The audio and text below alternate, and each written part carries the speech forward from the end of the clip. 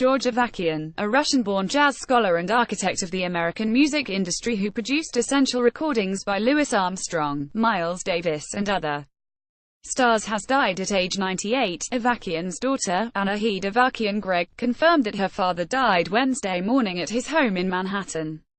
No further details were immediately available.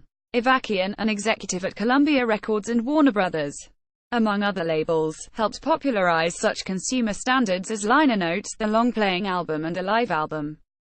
Few could claim as many milestones as Avakian, who started out as an Ivy League prodigy rediscovering old jazz recordings and became a monumental industry figure and founder of the National Academy of Recording Arts and Sciences, presenters of the Grammys.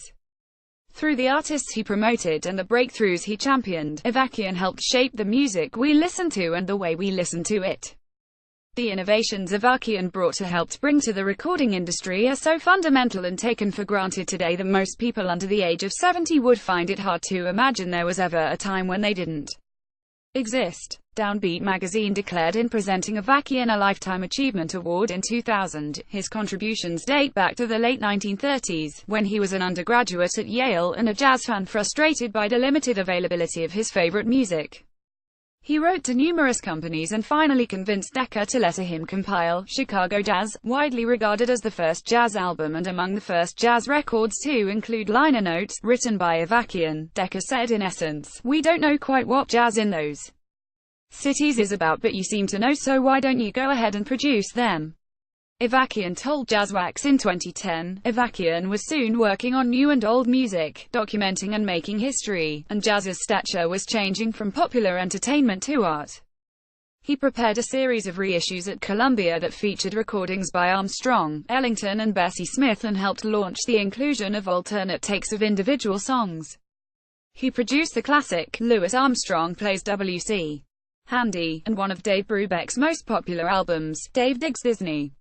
He also signed up Davis for Columbia and co-produced Miles Ahead, the 1957 album that began Davis's collaborations with arranger Gil Evans and established him as among the first jazz superstars of the post-World War II era. "I saw him as the best trumpet ballad player since Louis Armstrong," Avakian told the Wall Street Journal in 2005. The music business was rapidly changing in the 1940s and 50s, thanks in part to Avakian.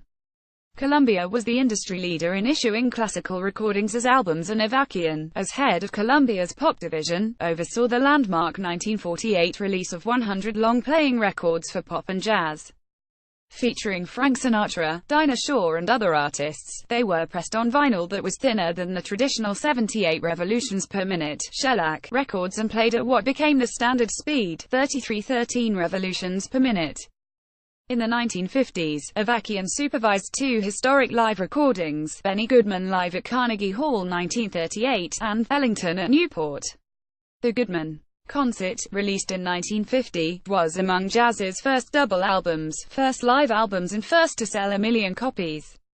Ellington at Newport, featuring a sensational 27-chorus solo by tenor saxophone player Paul Gonsalves on Diminuendo and Crescendo in Blue, captured the 1956 performances that revived the middle-aged Ellington's career. Avakian's other achievements ranged from producing Bob Newhart's Grammy-winning debut, The Button-Down Mind of Bob Newhart, and Sonny Rollins's comeback album, The Bridge, to managing Keith Jarrett and teaching, at Columbia University, one of the first courses on jazz. In 1958, he was among the founders of the Recording Academy, which in 2009 presented him a Trustees Award for Lifetime Achievement.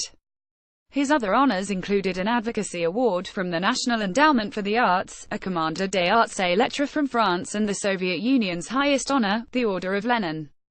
Avakian, essentially retired from the music industry since the 1970s, was a breeder of race horses in recent years, notably the champion pacer President Bull. Avakian was married to the violinist Anahid Avakian, with whom he had 3 children. She died on June 13, 2016, at age 92. He was born in 1919 in the Russian city of Almavier, the child of wealthy Armenians who fled from the civil war that followed the 1917 revolution. Once settled with his family in New York, Avakian fell in love with jazz listening to the radio, on low volume, so his parents wouldn't know he was still awake.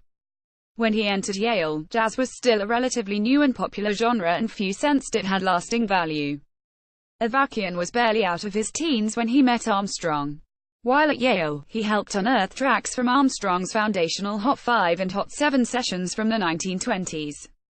After serving in the infantry during World War II, when Avakian was based in the Philippines, he was hired by Columbia and was soon back in touch with Armstrong. Lewis remains the artist I most admired and most enjoyed recording, by a distinct though relatively narrow margin, Avakian told Jazz Times in 2000, narrow because it was also an enormous pleasure working with Duke Ellington, Miles Davis, Mahalia Jackson, Errol Garner, Sonny Rollins, Dave Brubeck and a host of others who were not just great artists, but among the best friends I have ever had.